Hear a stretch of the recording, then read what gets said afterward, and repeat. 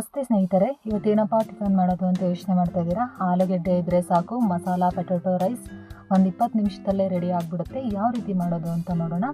ಇಲ್ಲಿ ನಾನು ಒಂದು 6 ಚಿಕ್ಕ ಆಲೂಗೆಡ್ಡೆನ ತೊಗೊಂಡು ಸಿಪ್ಪೆನ ತೆಗೆದುಬಿಟ್ಟು ನೀಟಾಗಿ ತೊಳೆದು ಈ ರೀತಿ ಕಟ್ ಮಾಡ್ಕೊಬೇಕು. ನಾನು ಯಾವ ರೀತಿ ಕಟ್ ಮಾಡ್ಕೊತಿದ್ದೀನಿ, ಈ ರೀತಿ ಸಣ್ಣದಾಗಿ ಕಟ್ ಮಾಡ್ಕೋಬೇಕು. ಈ ಪೊಟ್ಯಾಟೊ ರೈಸ್ಗೆ ಈ ರೀತಿ ಕಟ್ ಮಾಡಿಕೊಂಡ್ರೆ ತುಂಬಾ ರುಚಿಯಾಗಿರುತ್ತೆ. ಅನ್ನ ತಿನ್ನಬೇಕಾದ್ರೆ ಆಲೂಗೆಡ್ಡೆ ಸಿಗ್ತಾ ಇರುತ್ತೆ, ತುಂಬಾ ಚೆನ್ನಾಗಿರುತ್ತೆ ಫ್ರೆಂಡ್ಸ್. ನೀವು ಒಂದ್ಸಲ ಟ್ರೈ ಮಾಡಿ. ಹೇಗೆ ಮಾಡೋದು ಅಂತ ನೋಡೋಣ. ನಾನಿಲ್ಲಿ ಫಸ್ಟು ಒಂದು ಬಾಣಲಿಗೆ ಒಂದು 3 ಸ್ಪೂನಷ್ಟು ಎಣ್ಣೆನ ಹಾಕಿ ಹೆಚ್ಚಿರೋಂತಹ ಆಲೂಗೆಡ್ಡೆನ ಹಾಕಿ ಸ್ವಲ್ಪ ಖಾರದ ಪುಡಿ, ಒಂದು ಸ್ವಲ್ಪ ಅರಿಶಿನ, ಸ್ವಲ್ಪ ಉಪ್ಪು ಇದನ್ನೆಲ್ಲ ಹಾಕಿ ಚೆನ್ನಾಗಿ ಮಿಕ್ಸ್ ಮಾಡಿ ಒಂದು 2 ರಿಂದ 3 ನಿಮಿಷ ನಾವು ಚೆನ್ನಾಗಿ ಫ್ರೈ ಮಾಡ್ಕೋಬೇಕು.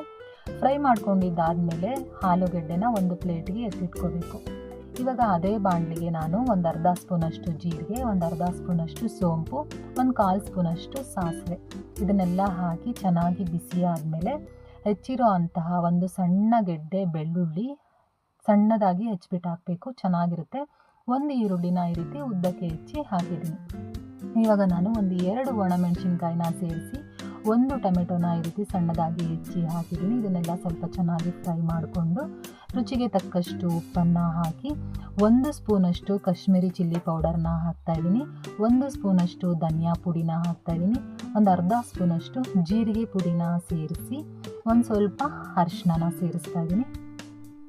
ಇದನ್ನೆಲ್ಲ ಹಾಕಿ ಸ್ವಲ್ಪ ಚೆನ್ನಾಗಿ ಮಿಕ್ಸ್ ಮಾಡಿಕೊಂಡು ಸ್ವಲ್ಪ ಟೊಮೆಟೊ ಈರುಳ್ಳಿ ಎಲ್ಲ ಸಾಫ್ಟ್ ಆಗೋ ತನಕ ಬೇಯಿಸ್ಕೊಬೇಕು. ಇವಾಗ ನಾನು 1 ಎಸಳಷ್ಟು ಕರಿಬೇವನ್ನು ಸೇರಿಸ್ತಾ ಇದ್ದೀನಿ ಫ್ರೆಂಡ್ಸ್. ನೀವು ಮೊದಲು ಕೂಡ ಕರಿಬೇವನ್ನು ಸೇರಿಸ್ಕೋಬೋದು, ನಾನು ಇವಾಗ ಸೇರಿಸ್ತಾ ಇದ್ದೀನಿ. ಇವಾಗ ನೋಡಿ ಇದೆಲ್ಲ ಚೆನ್ನಾಗಿ ಫ್ರೈ ಆಗಿದೆ. ನಾವು ಮೊದಲೇ ಮಾಡಿಟ್ಟಿರೋ ಅಂತಹ ಅನ್ನನ ಹಾಕಿಬಿಟ್ಟು ನಿಮಗೆ ಆ ಮಸಾಲೆಗೆ ಎಷ್ಟು ಬೇಕೋ ಅಷ್ಟು ಅನ್ನನ ಹಾಕಿ ಮೊದಲೇ ಫ್ರೈ ಮಾಡಿಟ್ಕೊಂಡಿರೋಂತಹ ಪೊಟ್ಯಾಟೊನ ಹಾಕಿ ಚೆನ್ನಾಗಿ ಮಿಕ್ಸ್ ಮಾಡಿಕೊಂಡ್ರೆ ತುಂಬಾ ರುಚಿಯಾದಂತಹ ಪೊಟ್ಯಾಟೊ ರೈಸ್ 20 ನಿಮಿಷದಲ್ಲೇ ರೆಡಿ ಆಗಿಬಿಡುತ್ತೆ ಫ್ರೆಂಡ್ಸ್. ಆಲೂಗೆಡ್ಡೆ ಒಂದಿದ್ರೆ ಸಾಕು, ತುಂಬಾ ರುಚಿಯಾದಂತಹ ಬ್ರೇಕ್ಫಾಸ್ಟ್ ಮತ್ತು ಲಂಚ್ ಬಾಕ್ಸ್ಗೂ ಕೂಡ ಇದು ಪರ್ಫೆಕ್ಟ್ ಅಂತಲೇ ಹೇಳ್ಬೋದು. ಇದನ್ನು ಚಿಕ್ಕ ಮಕ್ಕಳಿಂದ ದೊಡ್ಡೋರವರೆಗೂ ಕೂಡ ಖುಷಿಯಿಂದ ತಿಂತಾರೆ, ಇಷ್ಟಪಟ್ಟು ತಿಂತಾರೆ, ತುಂಬಾ ರುಚಿಯಾಗಿರುತ್ತೆ. ನೀವು ಇವತ್ತೇ ಟ್ರೈ ಮಾಡಿ. ಇದು ಬ್ರೇಕ್ಫಾಸ್ಟು ಲಂಚ್ ಅಲ್ಲದೆ ಡಿನ್ನರ್ಗೂ ಕೂಡ ತೊಗೋಬೋದು, ತುಂಬಾ ರುಚಿಯಾಗಿರುತ್ತೆ. ಡೌಟೇ ಬೇಡ ಫ್ರೆಂಡ್ಸ್, ತುಂಬಾ ರುಚಿಯಾಗಿರುತ್ತೆ. ನೋಡಿ ಚೆನ್ನಾಗಿ ಮಿಕ್ಸ್ ಮಾಡ್ಕೊಳ್ಬೇಕು. ವೈಟ್ ರೈಸ್ ಎಲ್ಲೂ ಕಾಣಿಸ್ಬಾರ್ದು, ಆ ರೀತಿ ಮಿಕ್ಸ್ ಮಾಡಿಕೊಂಡ್ರೆ ತುಂಬಾ ರುಚಿಯಾಗಿರುತ್ತೆ, ನೋಡೋದಕ್ಕೂ ಚೆನ್ನಾಗಿರುತ್ತೆ. ಇವಾಗಂತೂ ಸ್ಕೂಲ್ ಸ್ಟಾರ್ಟ್ ಆಗಿಬಿಟ್ಟಿದೆ, ದಿನ ಏನು ತಿಂಡಿ ಮಾಡೋದು ಅಂತ ತಲೆ ಕೆಡಿಸ್ಕೊತಾ ಇದ್ದೀವಿ. ಈ ರೀತಿ ರುಚಿಯಾಗಿ ಈಸಿಯಾಗಿ ಮಾಡಿಕೊಟ್ರೆ ಮಕ್ಕಳು ಖುಷಿಯಿಂದ ತಿಂತಾರೆ.